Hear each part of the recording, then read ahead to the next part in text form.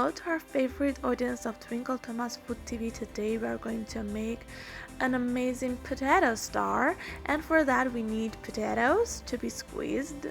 This is boiled potatoes, so make sure you are boiling it, cooking it beforehand.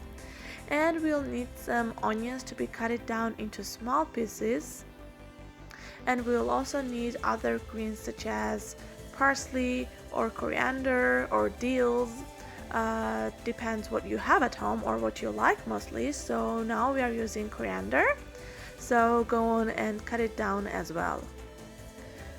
Whenever you're finished with this cutting down process, let's go on and have 1 egg added to the potato, and let's add the cut it down onions and coriander to this mixture.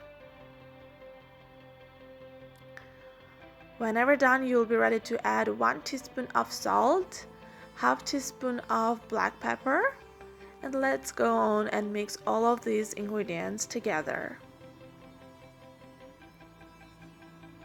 Mix it properly, and whenever done, you'll be ready to get to the next step, which is very easy, and I'm sure you can do that. Let's go on and take 3 sausages and cut them from the half. And then we'll need to cut them again separately, like as you see in the video. No need to cut till the end, because we'll need to do some stars from this. We are going to use some toothpick for bringing the sausages to the position that we want. So go on and look at the video and repeat everything that you see.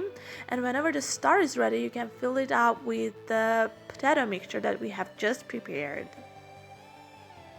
Make sure that all of the star inside is full with the potato mixture.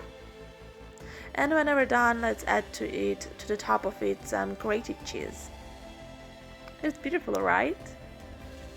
Very nice addition to the table, I would say.